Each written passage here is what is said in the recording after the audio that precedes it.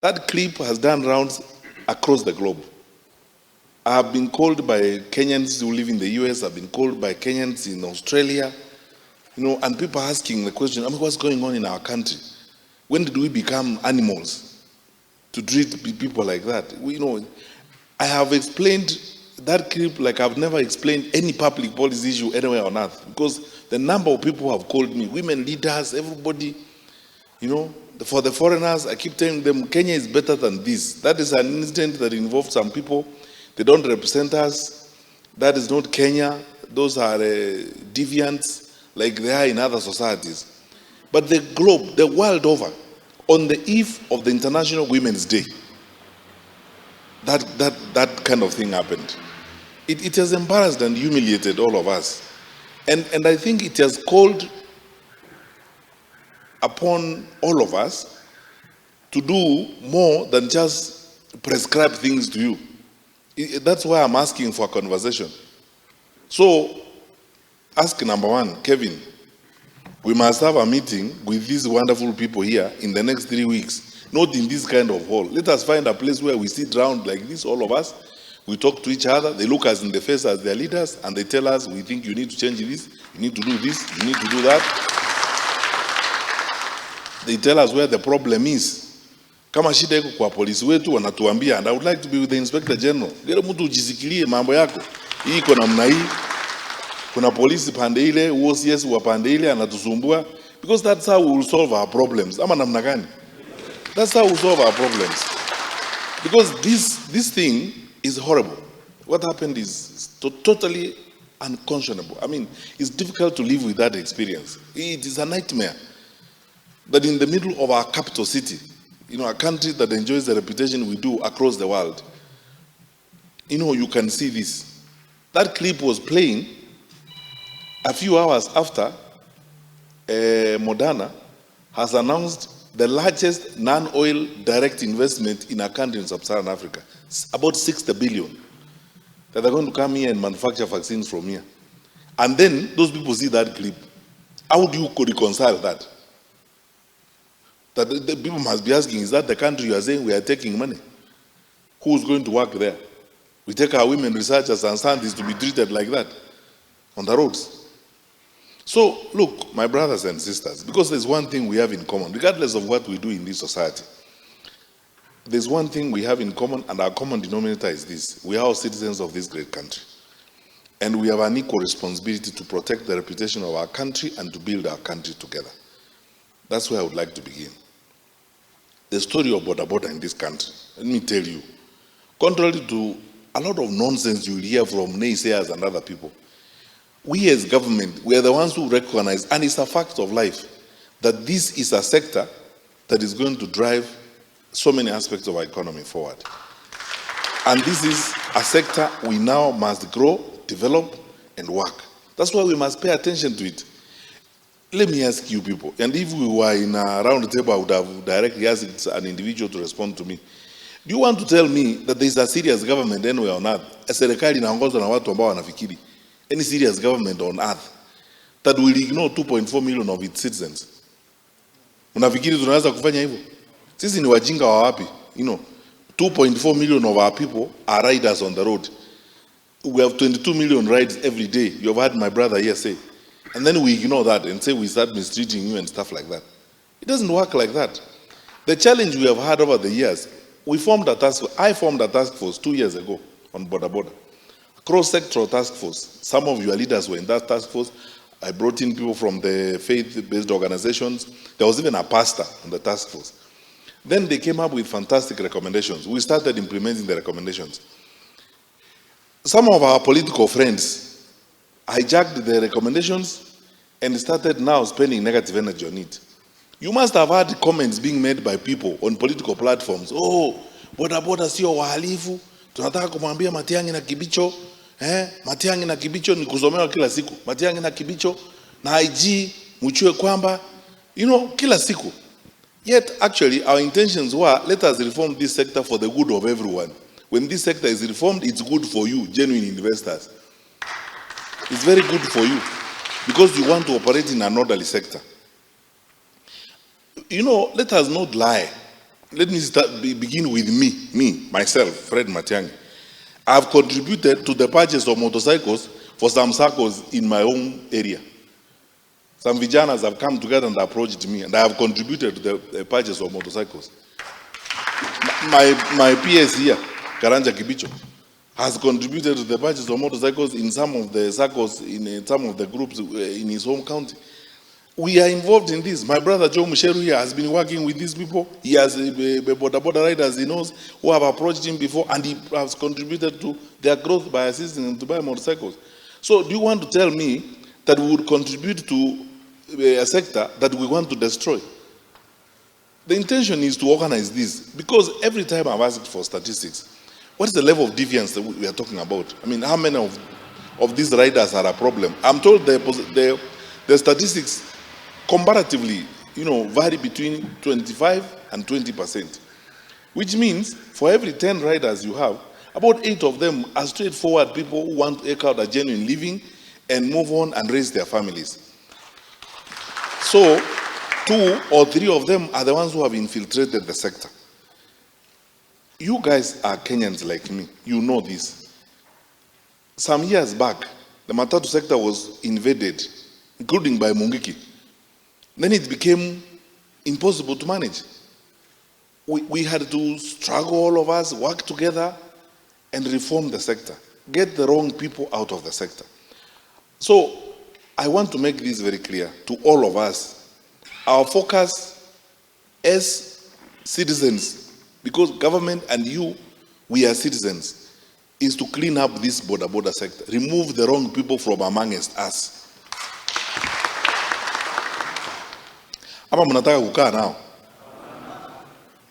That is it. We want to remove these wrong people, because some of these characters, because 8 out of 10 of you are people who are genuinely gone, saved money, come together, organize yourselves in a circle, bought a motorcycle or 2. You are carrying people. You wake up in the morning, you tell your wife goodbye. You are going to look for something, and you come back home in the evening with something for your wife and children. But then there are 1 or 2 people who have different attitudes and who have a different plan. And as a result, they are now slowly but surely destroying what otherwise is a good sector. Now, everywhere you go in the country, we have this strange political phenomenon that I'm not able to understand. And we are driving our country down the drain, sisi wenyewe. Where people go, they bribe these Boda Boda riders around, they get crowds of them, a swarm of them, they block roads, or they carry them in an effort to show how popular they are, It's cheap populism. They try to pretend that they are riding with them. Oh, these are our people. They take them, buy them illicit liquor, and so on. Then they take them to place. They tell them, oh, shout at that one when they speak. Don't allow that one to speak, and so on. Mimi nazungumza ukweli ama uongo? This is something that is happening around the country. Now, the cheap populism that has been using Boda Boda as the core basis of mobilization for politics is what is destroying this sector. And when we are going after these wrong people, the first thing they say, oh, hawa wanaonewa. And it has now created a strange culture of impunity. You can ban someone's car. We saw the clips there. You can ban someone's car and say, this is wale wanyonge, tunaonewa. Yule mtu ambaye, how do you know whether that fellow who's driving that car borrowed money? Si nyinyi mumeenda kwa sako mkaomba pesa? Na yule ameomba pesa pia kanunua gari, na mwingine ameomba pesa kanunua trailer, and so on and so forth. So now, what gives you the right to ban that fellow's car and they're even paying a loan? I mean, let's deal with each other as human beings and don't listen to some of these desperate characters who have nothing sensible to tell you other than just engaging in very cheap populism. Oh, twende, chukua kila mtu 200, alafu twende pale tupigie yule kelele, tupigie huyu, to block barabara yule asipite, and so on and so forth. And slowly but surely, this political mobilization has created now that culture of impunity. 2 years ago when we started this, you remember some of you, we went to the Kenya School of Curriculum Development. Tulikuwa huko wewe Kevin. And then I told the members of parliament, some of those MPs told me, no, CS, let us find a way. We will talk to these people and organize them and so on. Then they vanished. After that, they vanished. Now, the political system is here. The most abused sector in this political system, the most abused sector by politicians is Boda Boda. Is that true or false? That is it. The most abused sector ni Boda Boda. Some people don't even think about you for a second in their lives. Liars who lie to you all the time. They come tomorrow morning with 100,000. They kill mtu 200, 300, nisindikishe. And then in the process now, we have all these challenges that we have in the country. I want to ask you, my brothers and sisters, now is the time to stand up, not for the sector alone, but for our country too. Because tutafika wapi tukiendelea namna hii? Tomorrow, we are addressing Agumania in the capital city of our country. In the full view of the world, we have just completed the UN meeting here, Gigiri. This UN wants to expand this place in Nairobi here, which means this office will become big, it will have more people. We are going to have the largest probably UN facility in the south. What that means is more money for our people, because those people who come here, they will rent our houses, they will eat our food, which means we will supply more, which means more business for you. There are more people you'll be carrying to the market and from the market and so on. Now we destroy that reputation because a culture is being planted around of impunity and resistance as a way of making around life. We have to fight this thing and refuse it completely. So mimi nawaomba tafadhali tufanye kazi pamoja. Tufanye kazi pamoja. Na mwanzo wa hiyo, because we are the first ones as government to show that goodwill. You know, for a long time also, we must also look inside. We must look ourselves in the mirror also. We have also treated Boda Boda like an informal body of people we shouldn't talk to all the time. Wakati mwingine tunaona kama wanatusumbua and so on. So, I want to start today by saying my ministry, Ministry of Interior and Coordination of National Government, will now begin a formal recognition and engagement with Boda Boda across all structures of administration. So effective now, I would like the Regional Commissioner for Nairobi, Mr. Thuku, who is here. I want you, on a monthly basis, get the county officials of Boda Boda. Unakuwa na mkutano now. They give you their challenges, everything, every month. Unawaita. By the time you leave here today, you should have all their numbers, you know them, you sit down with them. If they have any issues, the chairman of the Boda Boda Association in Nairobi should be able to call you if there is a problem. Munaongea na yeye. And this thing is cascaded across the country. In Jega, you tell all regional commissioners and county commissioners. Every regional commissioner, if you finish your election structures and so on to the ground, every regional commissioner must know who is their regional chairperson of Boda Boda. Every county commissioner must know who is their county Boda Boda chairperson. They must talk to them and hold meetings with them on a monthly basis. Kama kuna shida, Tuku, kama kuna shida na hawa watu, that meeting I said is going to happen in 3 weeks' time will be organized by you and Mr. Thuku, the regional commissioner for Nairobi. Kama kuna shida mahali hawa wako shida mahali, polisi nasumbua huku nini, Mr. Thuku should know. Munaenda hapo.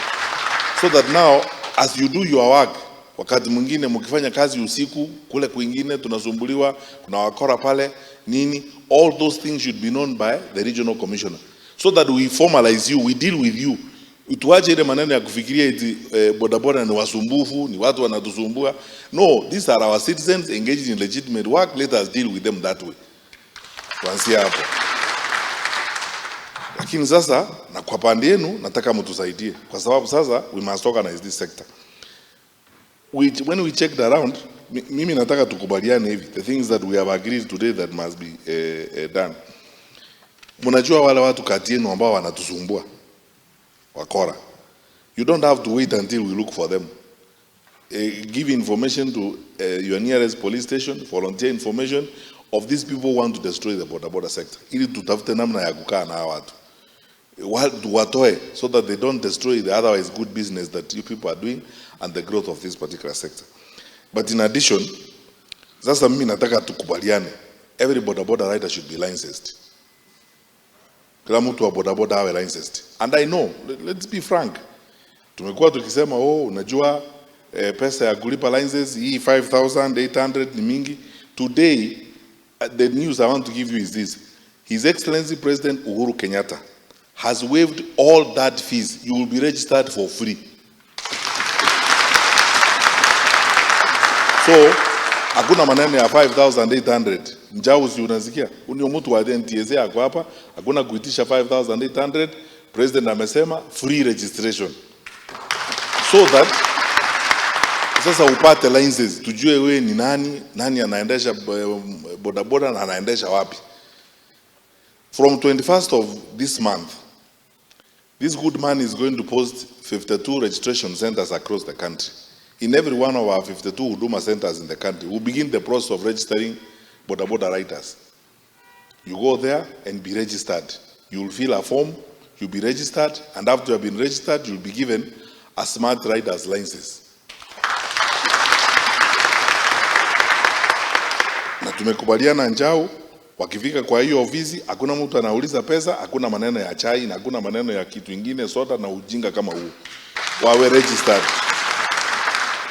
So that now we have a license, you have a smart rider's license. Unatembea nayo. Sababu kama uko mtu uko genuine, uko na mambo yako yote, kitambulisho yako, pin yako, certificate of good conduct, wewe ni mtu genuine. Sababu yule mkora atapata smart license, hawa anajulikana maana namna gani? That is the easiest way of getting rid of these bad people from our ministry. Sasa wale watu wazuri kama nyinyi, mpate smart driving license namna hiyo, alafu tunaendelea mbele. Ama namna gani? Yeah. Then we have the details. Sasa tutoe mambo ya pesa ili isizuie hata watu wazuri kwenda kuregister huko. Asante bwana Njau. Namba mbili, mimi nafikiri in addition to that registration zote with the regional and the county security teams will begin now vetting our Boda Boda riders afresh. Kuna wale tuko na record now kwa DCI and so on, we'll start vetting this process afresh. So that tutoe wale watu ambao wanataka kutuharibia sifa kutoka kwa biashara yetu. And this vetting nimesema nyinyi wenyewe kama mna information tupatie information. And we will treat it with the confidence it deserves. Don't worry, we are not going to say where we got the information. You give us the information, fulani wa fulani huyu mambo yake si mazuri na huyu si mtu wa kawaida. Basi tutajua vile tutamshughulikia polepole, tumutoe kwa hii biashara asitufanyie aibu kama ile tuliona the other day huko Forest Road. And while we are doing that, mimi naomba tafadhali. Sasa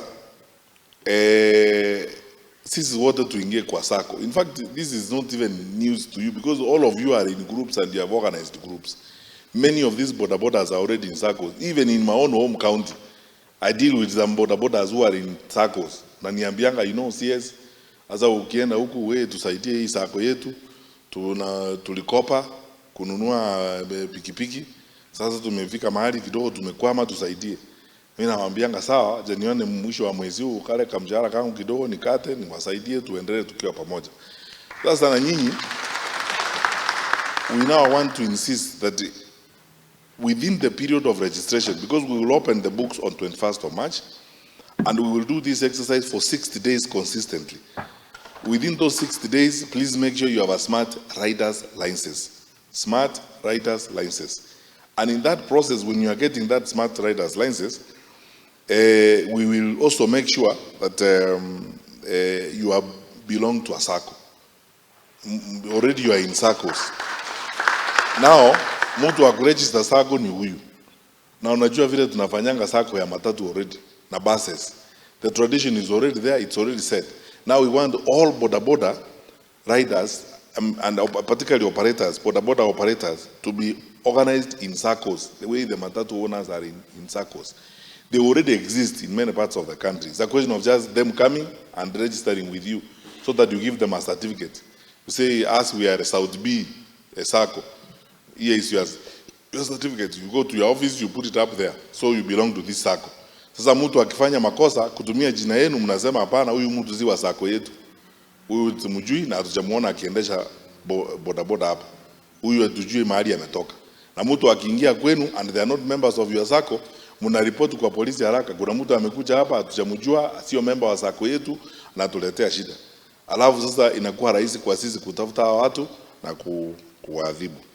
Now, finally, mimi naomba tafadhali. Na hizo SACCO zote, Njau, they all must maintain a digital register. So that you know when you are in your office, they can give you access Kama kuna swali inaulizwa na IG Mutiambai, kuna mtu hapa anaitwa David Karioki, namna hii ni writer, tulimpata pale Githurai. You can click yourself and say yes, huyu ni member wa Githurai Sacco.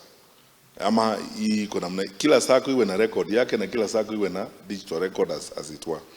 Sasa finally, as government, we have created a special team to facilitate this exercise because we want it to go forward very quickly. And because we are not going to charge money, it should be easy for you to do this. Because we want to use this as the fastest way of removing from the Boda Boda sector the wrong people, so that we are only left with the right people to do this business. That team that is going to be convened by the PS Interior, Engineer Karanja Kibicho, and will be include the PS for ICT, Mr. Jerome, our PS for Transport, Engineer Njoroge, and the rest of the teams, the President's Delivery Unit, NTSA, and all our registration people who deal with registration across the country. Because we want, when you go to the Huduma Center to register there, if there is any document you don't have, our people wapata certificate wako huko. Our watu wa kitambulisho wako huko, wanakusaidia, so that we don't have any hitches as we go forward. Because we want to make sure that after those 6 days, every Boda Boda rider, genuine good people, those ones I said 8 out of 10 of them, have got that smart rider's license as we go forward. Then tunaendelea. Now for the day-to-day operations, I want you as the officials, we are in the capital city, let us be the ones to start by showing a good example. I want our regional commissioner, Mr. Thuku, effective this month, to begin your monthly forums with the Boda Boda leaders. So ile ya kwanza tutakuwa nayo, I will attend it myself. Me and IG and Kibicho will come. And it must be at a place where these people talk to us, because I want to hear them. Whatever the issues are, watuambie hii kuna namna hii, tuwasaidie namna hii, pelekea mheshimiwa rais wetu ujumbe huu. And so we must learn to have a conversation one with another. That is how we are going to move this country forward. It's not going to move forward on the basis of what we just come and read out to you and tell you. No, you also have ideas on how we can improve the sector, don't you? And we want to listen to your ideas too and see how we can improve. Hata watu wanatuzumbua mnawajua. Kama wengine wanaletwa na sisi, mtuambie. CS Matiangi, watu wanatuzumbua hapa wanasema ni wewe uliwaleta. Yeah, nijue kama ni mimi niwaleta hao wanasema nijue. So, ile forum ya kwanza, which will be chaired by you because it's the RC's forum, sisi tuta-attend na hawa. Mtaniambia tarehe siku ile tutakuwa na hawa. So for now, we will give IG another 2 or so days to clean up, because there are some people he's looking for, some whose fingerprints are at the DCI and so on. So by the weekend, I believe IG utakuwa umemaliza this clean up ya kutafuta watu wote, because hao ni watu tunapaswa tupeleke pale kwa koti kihukumu wafunge watuondokee, so that we live our good lives without those kinds of people around here, ili tuende kuwasaidia kutoka pande ile nyingine ya jela kuwa watu wazuri, ili wakitoka hapo watakuwa sasa watu wa kuishi kama sisi, waelewe vile dunia inahitaji kuwa. Then we will have the discussion and see how we move forward. So I wish you well. This meeting is not coming to an end, to be continued, and it's going to be continued in the forum we are going to have, in the regional forum chaired by the RC in Nairobi. So I am waiting for the date, Mr. Thuku, which will be agreed on between you and these good people, the leaders of the county. But from now on, please encourage your colleagues. Tutafungua offices ya registration kwa Huduma centers from Monday 21st. Go there and register. Mtu asitoe excuse kusema eti ni pesa gani. Hakuna pesa sasa. So that we have the information and move forward.